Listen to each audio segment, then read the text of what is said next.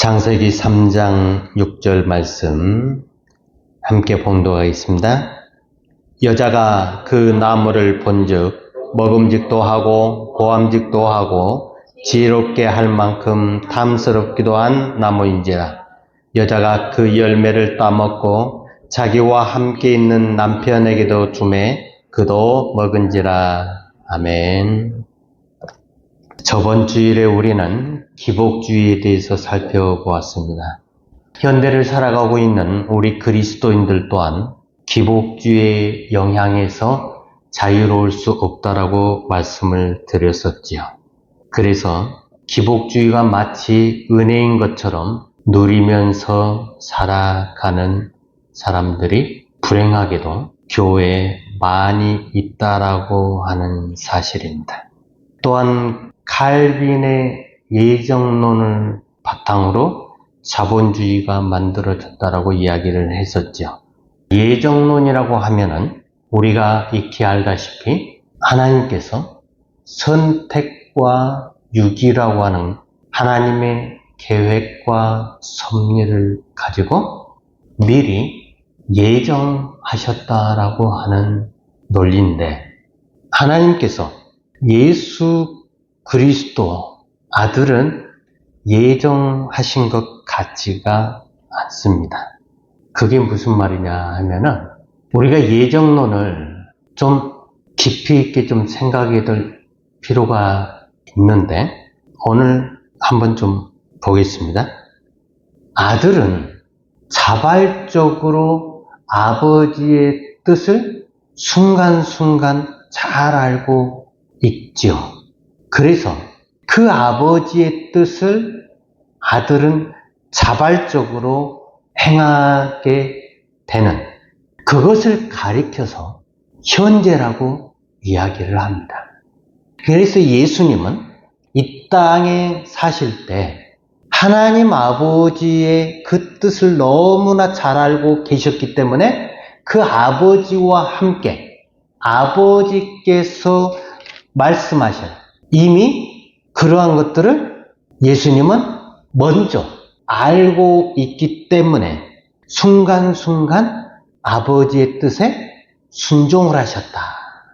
그래서 예수님의 삶은 우리의 삶과 다르게 하나님 앞에서 현재로 살아오셨다라고 하는 사실이죠.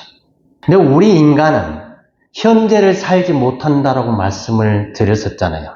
현재가 반복이 되면 이걸 예정이라고 볼 수가 있습니다. 자, 예정을 까딱 잘못하면 하나님이 미리 정해놨다라고 볼 수가 있는데, 그렇게 되면은 사람이 할 일이 별로 없는 것 같잖아요. 하나님이 정해놨다고 해서 강제적으로 인간의 의지와 무관하게 하나님이 끌고 가는 것이 아니다라고 하는 사실입니다. 그래서 매 순간 하나님이 우리를 향해서 우리를 쳐다보시는데, 나를 쳐다보고 계시는데 내 의지가 빤히 하나님이 나를 보고 있다는 사실을 알잖아요. 그래서 우리 또한 예수님처럼 자발적으로 행동을 하게 되지요. 그러므로 하나님은 한 번도 우리를 강제적으로 강요를 요구하신 것이 아니다라고 하는 것입니다. 나를 보시면서 하나님 어떻게 했으면 좋겠냐 물어보시는 것이 아니라 하나님이 나를 보시면서 나의 처분을 기다리고 계신다. 나의 처분을 바라고 계신다라고 하는 사실입니다.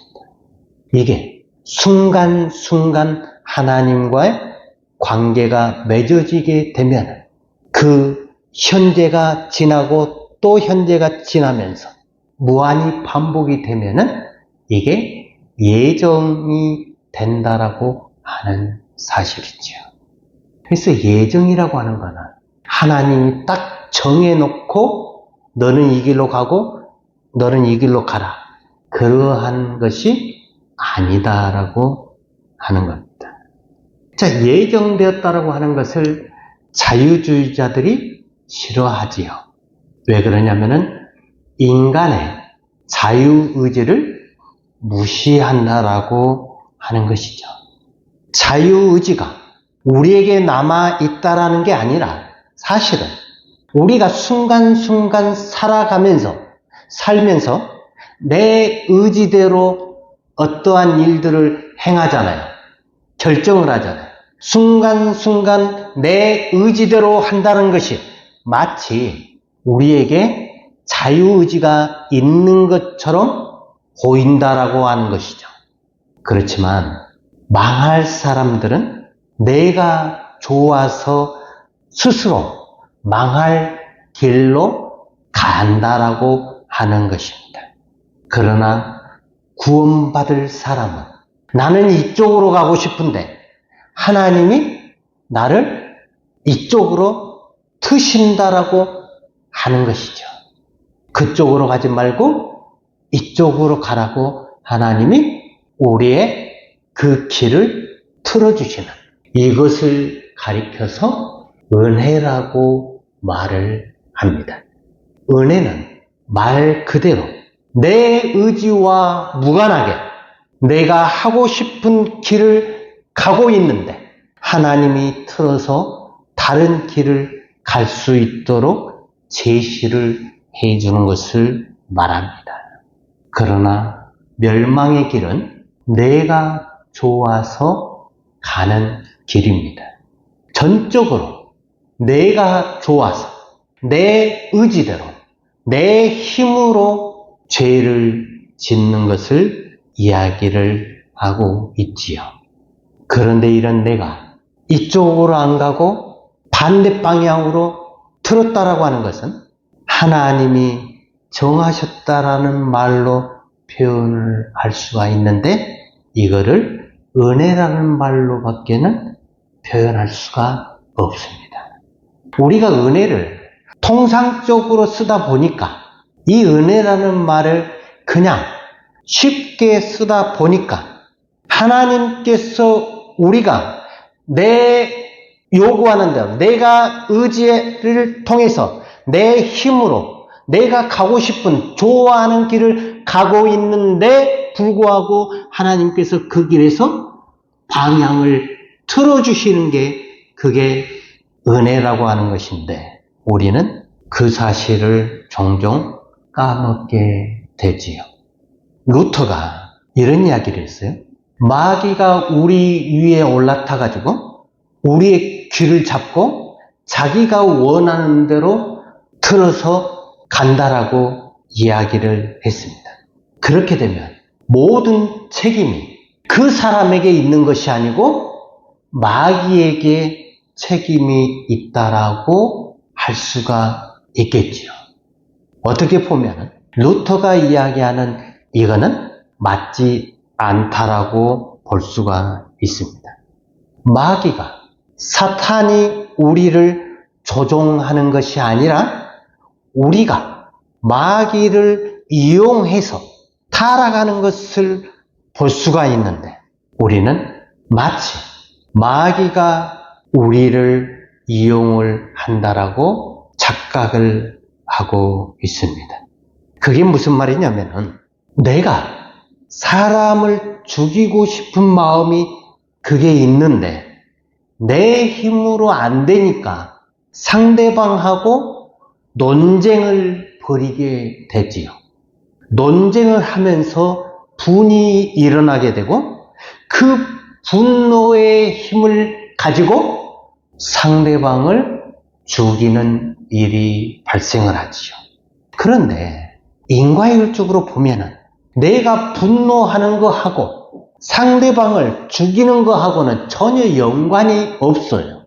그럼에도 불구하고 내가 저 사람을 죽이고 싶은데 내 맨정신으로는 절대로 죽일 수가 없으니까 논쟁을 통해서 분을 내서 홧김에 사람을 죽이고 또한 술을 먹어서 술 정신으로 술 취한 것 때문에 그렇게 하는, 마치 내가 술을 안 먹었으면 저 사람을 죽이지 않았을 것이다 라고 하는, 사람은 절대로 그냥 못 죽입니다. 대화를 하다 보면은 욕설이 나오고 또 하다 보면은 고가운 말들이 나오게 되면은 그거를 구실로 삼아가지고 화를 내게 되지요. 그래서 분노의 힘으로 상대방을 공격한다라고 하는 것입니다.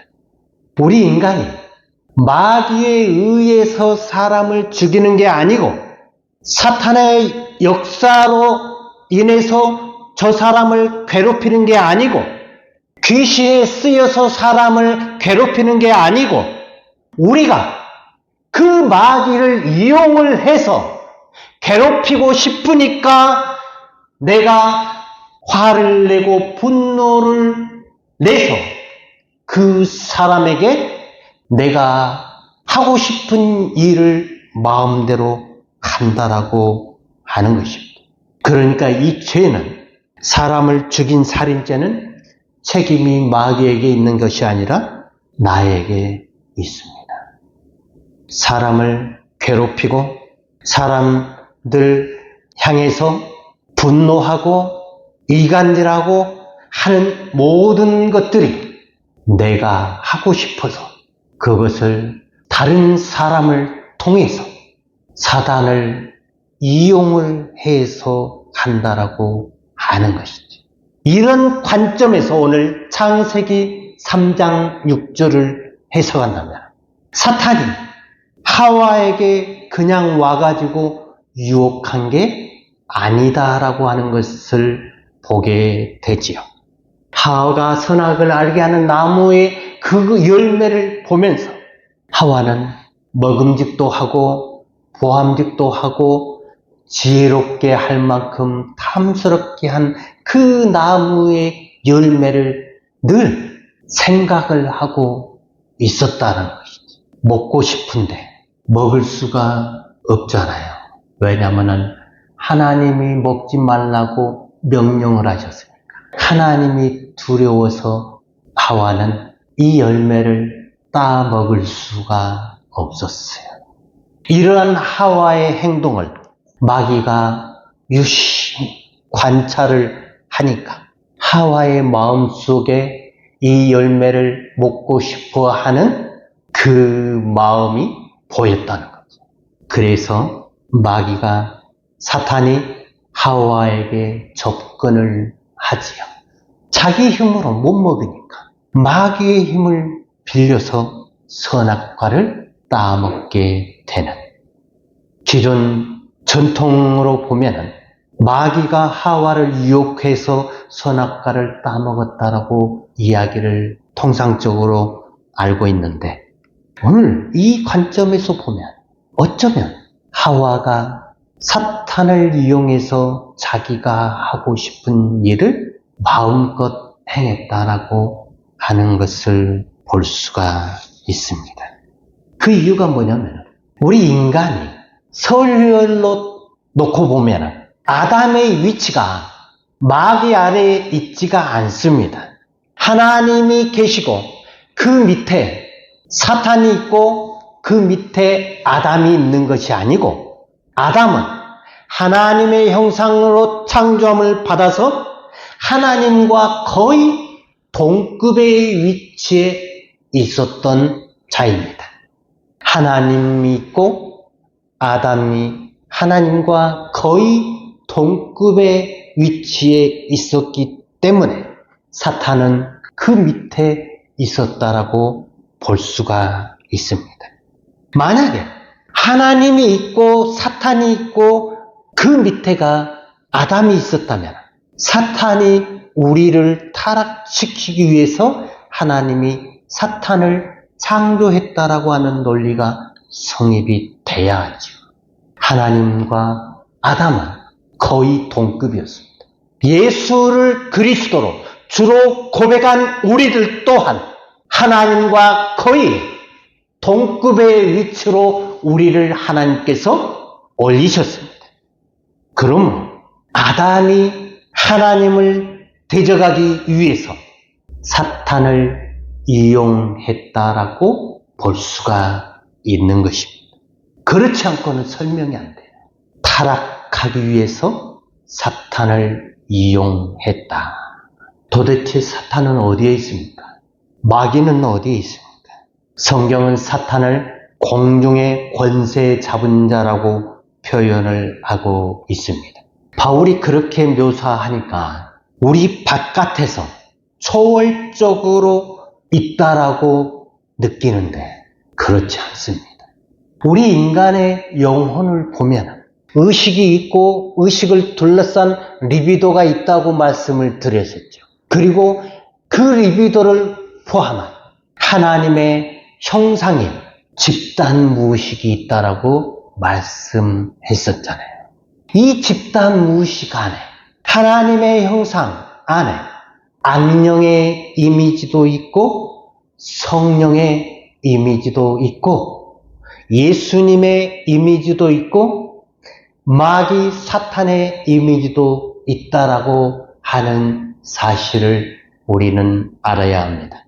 이 이미지가 있다라고 하는 게 뭐냐면은 우리 속에 형상이 있어야만이 어떠한 것을 보고 저것이 뭐다라고 하는 것을 감지할 수가 있잖아요. 우리 안에 이미지가 없으면, 형상이 없으면은 상대를 봐도 상대가 우리에게는 보이지 않게 되는 거죠. 이건 어떻게 보면은 어린아이들, 정말 그 꼬맹이들 있잖아요. 그 어린아이들이 위험을 감지하는 그게 가르쳐 주지도 않았음에도 불구하고 위험을 알잖아요. 무서운 사람의 얼굴을 보면은 아이들이 울고 돌아서고 도망치잖아요. 왜 그러냐면 이미 그 어린아이 속에는 그 이미지가 악한 이미지를 가지고 있기 때문에 그 이미지하고 어린아이가 본 그것하고 일치가 되면은 그것을 악한 걸로 판단을 한다는 겁니다. 그래서 아무리 어린아이라 할지라도 가르쳐 주지도 않았음에도 불구하고 그 어린아이는 판단을 한다라고 하는 것이죠. 우리 영혼 안에 이 하나님의 형상과 이미지가 있기 때문에 우리가 상대를 알 수 있다라고 하는 것이죠.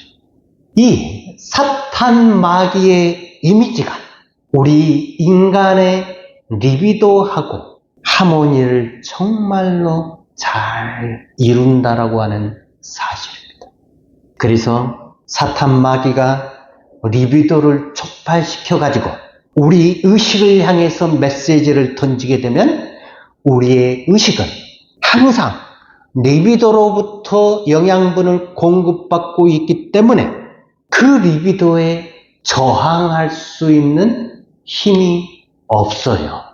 그래서 우리의 의식은 리비도가 시키는 대로 일을 행하게 되지요. 그래서 사탄 마귀가 우리 의식으로 나타날 때는 반드시 우리의 리비도를 통해서 나타난다라고 하는 사실입니다.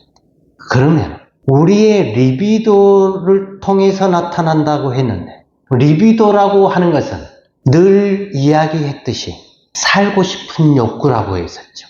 그리고 상대방에게 항상 주인이 되고 싶어하는 욕구라고 했었죠. 히메로의 의지라고 했었죠.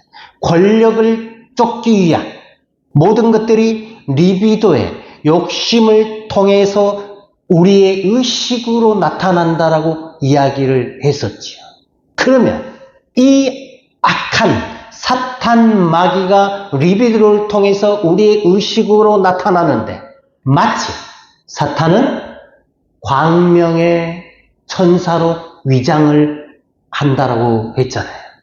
그래서 이 악한 자들이 리비도를 통해서 우리의 의식으로 나타나는데 어떻게 나타나냐면은 마치 자기가 하나님인 것처럼 나타난다라고 하는 것입니다. 근데 우리는 이 악한 영이 우리의 리비도를 통해서, 의식을 통해서 말로 나타나는 그것을 저항을 하지를 못한다라고 하는 것입니다.